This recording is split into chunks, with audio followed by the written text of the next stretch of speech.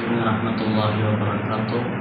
بسم الله الرحمن الرحيم. الصلاة والسلام على سيدنا محمد وعلى آله وصحبه أجمعين. أما بعد.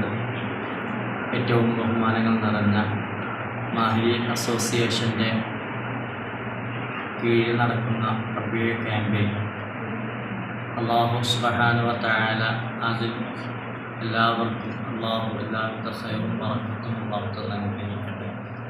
ഹബീബായ നബി സല്ലല്ലാഹു അലൈഹി വസല്ലമ തങ്ങളുടെ ജന്മദിനം കൊണ്ടാടുന്ന പരിശുദ്ധമായ റബീഉ മാസത്തിലാണ് ഞാൻ നിങ്ങളും ഒരുമിച്ച് കൂടിയിട്ടുള്ളത്. നബി സല്ലല്ലാഹു അലൈഹി വസല്ലമ തങ്ങൾ അല്ലാഹുവിൻ്റെ ഏറ്റവും കൂടുതൽ ഇഷ്ടപ്പെട്ട, അതായത് 1,00,000-ൽ പരം വരുന്ന പ്രവാചകന്മാരിൽ നിന്നും അള്ളാഹു ഏറ്റവും കൂടുതൽ ഇഷ്ടപ്പെട്ട പ്രവാചകനായിരുന്നു ഹബീബായ നബി മുഹമ്മദ് മുസ്തഫ സല്ലല്ലാഹു അലൈഹി വസല്ലം. പരിശുദ്ധമായ ഖുർആൻ അല്ലാഹു തആല പറയുന്നുണ്ട്, വമാ അർസൽനാക ഇല്ലാ റഹ്മത്തൻ ലിൽ ആലമീൻ. ഈ കാണുന്ന പ്രപഞ്ചത്തിന് അല്ലെങ്കിൽ ലോകത്തിന് കാരണമായിട്ടല്ലാതെ ഹബീബായ നബി സല്ലല്ലാഹു അലൈഹി വസല്ലമ തന്നെ അള്ളാഹു അയച്ചിട്ടില്ല എന്ന് പരിശുദ്ധമായ ഖുർആൻ നമ്മളെ പഠിപ്പിക്കുന്നുണ്ട്. സല്ലല്ലാഹു അലൈഹി വസല്ലമ തങ്ങൾ, മഹാനായ സല്ലല്ലാഹു അലൈഹി വസല്ലമ തങ്ങൾ പറയുന്ന ഹദീസിൽ കാണാം, ലാ യുഅ്മിനു അഹദുക്കും ഹത്താ അകൂന അഹബ്ബ ഇലൈഹി മിൻ വാലിദിഹി വ വലദിഹി വന്നാസി അജ്മഈൻ. നിങ്ങളൊരാളും മുഅ്മിനീങ്ങളാവുകയില്ല ഹത്താ അകൂന അഹബ്ബ ഇലൈഹി, നിങ്ങൾ എന്നെ ഇഷ്ടം വെക്കുന്നത് വരെ. നിന്റെ ഭാര്യയെക്കാളും നിന്റെ മക്കളെക്കാളും നമ്മൾ ഇഷ്ടപ്പെടുന്ന ഏതെല്ലാം വ്യക്തികളുണ്ടോ അവരെക്കാട്ടിൽ കൂടുതൽ എന്നെ ഇഷ്ടം വെക്കുന്നതുവരെ നിങ്ങളൊരാളും മുഅ്മിനീങ്ങളാവുകയില്ല എന്ന് അല്ലാഹുവിൻ്റെ ഹബീബായ സല്ലല്ലാഹു അലൈഹി വസല്ലം തങ്ങൾ പറയുന്നുണ്ട്.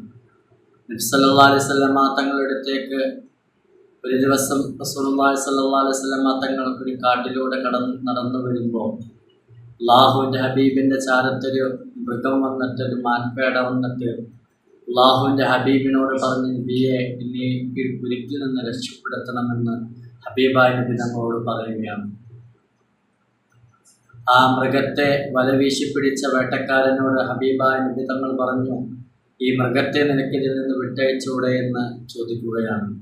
അപ്പോൾ വേട്ടക്കാരൻ ഉടനടി മറുപടി പറയുകയാണ്,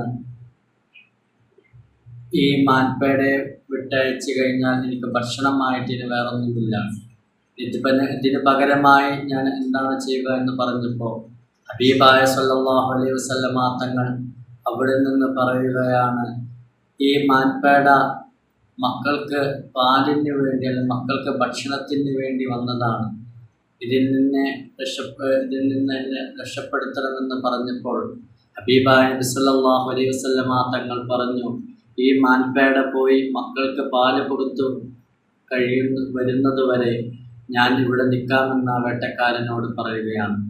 ഹബീബായ നബി സല്ലല്ലാഹു അലൈഹി വസല്ലം തങ്ങളുടെ ഓരോ മൃഗങ്ങളോടെന്നല്ല മനുഷ്യനോടുള്ള ഒരു കാരുണ്യമാണ് ഇവിടെ സൂചിപ്പിക്കുന്നത്.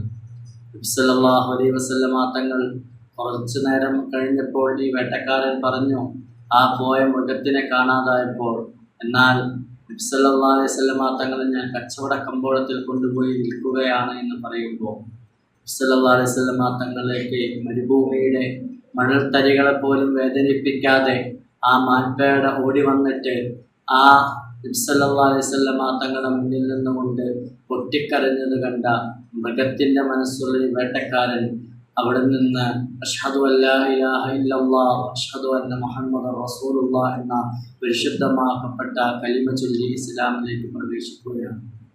അതിൽ നിന്നൊക്കെ നമ്മൾ മനസ്സിലാക്കേണ്ടത് നബി സല്ലല്ലാഹു അലൈഹി വസല്ലം തങ്ങളോടുള്ള സ്നേഹമാണ്. അത് കേവലം ഒരു റബീഉൽ അവ്വൽ വരുമ്പോൾ മാത്രമല്ല ഹബീബായ നബി തങ്ങളോടുള്ള സ്നേഹം വേണ്ടത്.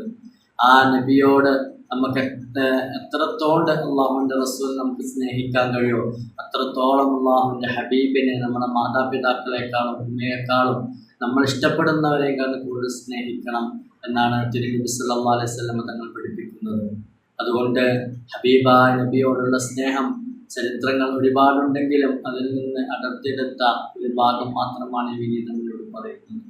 അതുകൊണ്ട് ഹബീബായ നബിയോടുള്ള സ്നേഹം നിലനിർത്തുകയും ധാരാളം സ്വലാത്തുകൾ വർദ്ധിപ്പിക്കുകയും ആ ഹബീബായ നബിയോടുകൂടെ നാളെ സുഖലോക സ്വർഗത്തിൽ ഒരുമിച്ച് കൂടുവാൻ അല്ലാഹു സുബ്ഹാനഹു വ തആല നമുക്ക് തൗഫീഖ് നൽകി അനുഗ്രഹിക്കുമാറാകട്ടെ.